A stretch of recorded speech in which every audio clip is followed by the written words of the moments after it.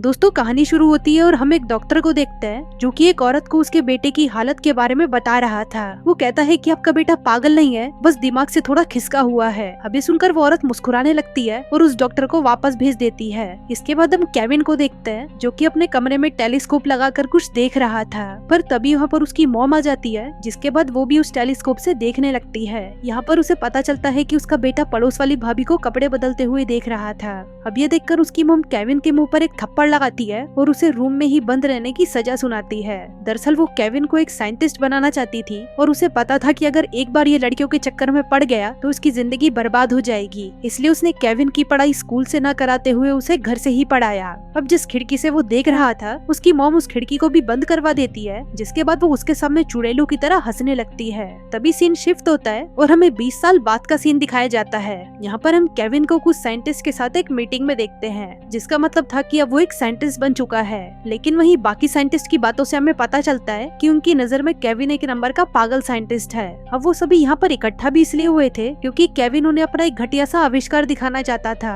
दरअसल उसने एक ऐसा सीरम बनाया था जिसके इस्तेमाल से किसी भी इंसान को गायब किया जा सकता था, लेकिन इस सीरम का असर उस इंसान पर सिर्फ कुछ ही घंटों तक रहता था। अब केविन की ये सारी बातें बाकी साइंटिस्ट को बकवास लग रही थी, लेकिन वहीं केविन को खुद पर बहुत भरोसा था। और फिर जब वो सीरम को अपने अंदर इंजेक्ट करता है तो वो इनविजिबल नहीं होता, जिसके बाद सभी साइंटिस्ट उसे पागल बोलकर उसका मजाक उड़ाने लगते हैं। अब अपना मजाक उड़ता देखकर केविन पागल हो जाता है और गुस्से में सब पर हमला कर देता है। उनमें से कुछ साइंटिस्ट तो अपनी जान बचाकर भाग जाते हैं, लेकिन जो वहाँ से नहीं भाग पाते केविन उन सभी को मार डालता है। फिर अगले दिन न्यूज में बताया जाता है कि कैसे डॉक्टर केविन ने अपने ही ग्रुप के 4 साइंटिस्टों को मार डाला और फिर आखिर में उसे पकड़ लिया गया। लेकिन जज ने उसे कोई भी सजा नहीं सुनाई क्योंकि केविन अब पागल हो चुका है और हमारे देश के कानून के अनुसार पागलों को कोई सजा नहीं दी जाती, इसलिए केविन को पागल खाने भेज दिया जाता है। फिर 1 महीने बाद हम केविन को पागल खाने में देखते हैं, जहाँ पर वो सबसे नजरें चुराते हुए भाग रहा था और कुछ देर बाद वो गार्ड को भी चकमा देकर वहाँ से भाग जाता है। लेकिन थोड़ी ही देर बाद गार्ड उसके पीछे फिर से पड़ जाते हैं, लेकिन केविन फिर से उनसे बचते हुए वहाँ से निकल जाता है। फिर हमें दिखाया जाता है कि केविन को पागल खाने से भागे हुए 7 दिन हो चुके हैं। इसके बाद हम एक क्लास में कुछ बच्चों को देखते हैं। ये एक कॉलेज था जो कि समर वेकेशंस में भी चल रहा था,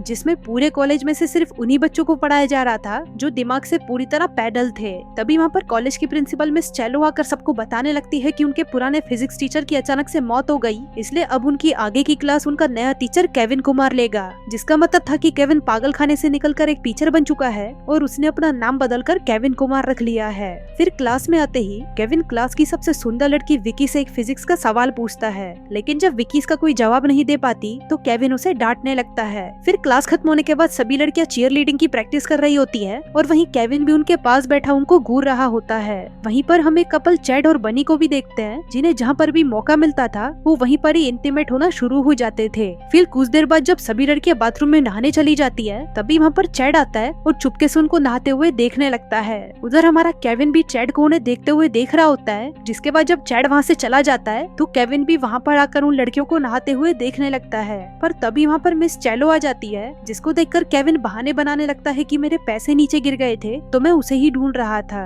अब मिस चैलो को तो समझ आ चुका था कि ये क्या देख रहा है, इसलिए वो उसे कहती है कि प्लीज अब अपनी क्लास पर ध्यान दे। जिसके बाद केविन शर्मिंदा होकर वहाँ से चला जाता है। फिर इसके बाद हम केविन को उसके रूम में देखते हैं, जहाँ पर वो उस इनविजिबल होने वाले सीरम पर काम कर रहा था, लेकिन फिर भी वो उसमें सक्सेसफुल नहीं हो पाता। वो दिन में अपने स्टूडेंट्स को फिजिक्स की क्लास दिया करता था और रात को अपने एक्सपेरिमेंट पर काम किया करता था, लेकिन इतनी कड़ी मेहनत के बाद भी वो अपना सीरम तैयार नहीं कर पा रहा था।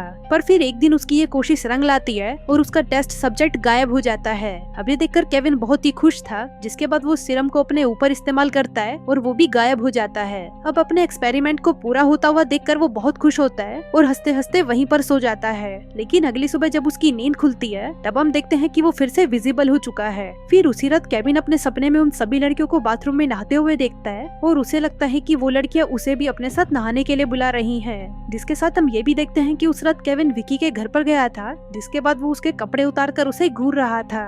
फिर अगली सुबह जब वो वापस अपनी क्लास में आता है तब क्लास शुरू होने से पहले विकी उसके पास आती है और केविन के साथ इंटीमेट होने के बदले उसे उसके नंबर बढ़ाने को कहती है, लेकिन इसके लिए केविन उसे साफ मना कर देता है। तभी क्लास की बेल बज जाती है और बाकी के सभी स्टूडेंट्स भी क्लास में आ जाते हैं। आज केविन ने एक सरप्राइज टेस्ट लेने का प्लान किया था, लेकिन उन बेवकूफ स्टूडेंट्स में से किसी को भी सवालों के जवाब नहीं पता थे, जिसके बाद वो सभी केविन को ही पागल बोलकर उसका मजाक उड़ाने लगते हैं। अब इससे से गुस्सा होकर केविन उन सभी के टेस्ट पेपर्स लेकर उनको फेल कर देता है। इसके बाद हम एक बिल्कुल ही घटिया और नीच स्टूडेंट बुबा को देखते हैं, जिसको मिस चेलो अपने ऑफिस में बुलाती है। वो उसको बताती है कि वो एग्जाम में फेल हो चुका है, इसलिए उसे वापस इसी क्लास को रिपीट करना होगा। अब ये सुनकर बुबा मायूस हो जाता है, क्योंकि उसका प्लान तो कॉलेज में जाकर लड़कियां पटाना था।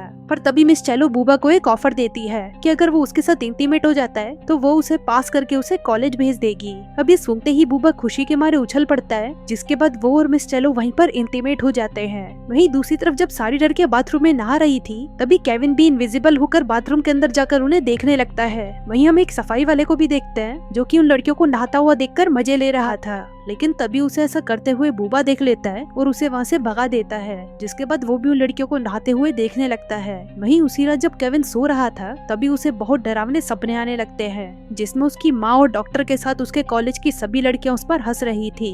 फिर अगले दिन से हम देखते हैं कि केविन के सभी स्टूडेंट्स उसकी क्लास में ध्यान देने लगे थे। लेकिन फिर क्लास के बाद मिस चेलो केविन को अपने चैम्बर में बुलाती है। वो उसे कहती है कि मुझे पता है कि ना तो तुम्हारी वाइफ है और न ही गर्लफ्रेंड, इसलिए अगर तुम चाहो तो मैं तुम्हारी जरूरतों को पूरा कर सकती हूँ। और ऐसा बोलते ही वो उसके सामने अपने कपड़े उतारने लगती है, लेकिन तभी केविन उसे मना कर देता है और वहाँ से जाने लगता है। पर तभी मिस चेलो उसे उसका इनविजिबल करने वाला इंजेक्शन दिखाती है और कहती है कि मुझे पता है कि तुम ड्रग्स ले रहे हो, और अगर तुम मेरे साथ इंटीमेट नहीं हुए तो मैं पुलिस को बुलाकर उन्हें ये सब कुछ बता दूंगी।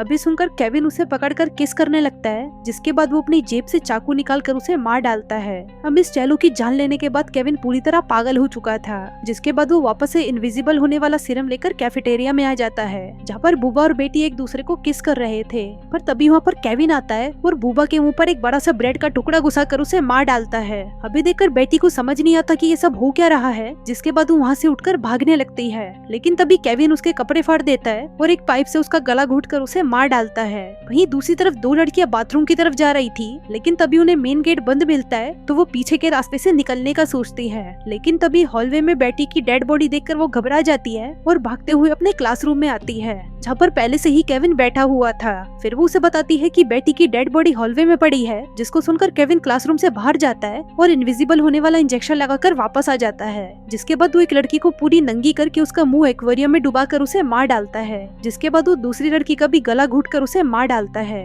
वहीं दूसरी तरफ विकी बाथरूम में नहाने जा रही थी, जहाँ पर पहले से ही केविन इनविजिबल होकर बैठा हुआ था, जिसके बाद वो उसे भी इलेक्ट्रिक शॉक देकर मार डालता है। तभी उसकी चीख सुनकर उसका बॉयफ्रेंड हंटर उस वॉशरूम में जाता है, जहाँ पर उसे एक लॉकर में विकी की डेड बॉडी मिलती है। तभी अचानक से केविन हंटर को घुसंड मारना शुरू कर देता है, जिसको देखकर हंटर वहाँ से भागने की कोशिश करने लगता है। पर अब क्योंकि मेन गेट बंद था, इसलिए वो केविन से बचकर भागते हुए छत पर आ जाता है। पर तभी केविन वहाँ पर आ जाता है और हंटर को ऊपर से नीचे फेंककर मार डालता है। वहीं दूसरी तरफ एक क्लास में चैड और बनी इंटीमेट हो रहे थे। तभी यहाँ पर बनी चैड से कहती है कि अगर हमें किसी ने देख लिया तो हमें कॉलेज से निकाल दिया जाएगा, लेकिन चैड को इस बात से कोई फर्क नहीं पड़ता। दूसरी तरफ उस सफाई वाले को मिस चेलो की डेड बॉडी मिलती है, जिसके बाद वो पुलिस को फोन करने की कोशिश करने लगता है, लेकिन गूंगे होने की वजह से वो कुछ बोल नहीं पाता। उधर चैड और बनी को विकी की डेड बॉडी लॉकर रूम में मिल जाती है, जिसके बाद जब वो सफाई वाला चिल्लाते हुए उसके पास आता है तो चैड उसे ही किलर समझकर उसकी पिटाई कर देता है। लेकिन तभी वहाँ पर केविन भी पहुंच जाता है और बनी को मारने लगता है, पर चैड जैसे तैसे करके उसे खुद को बचाने की कोशिश करता है।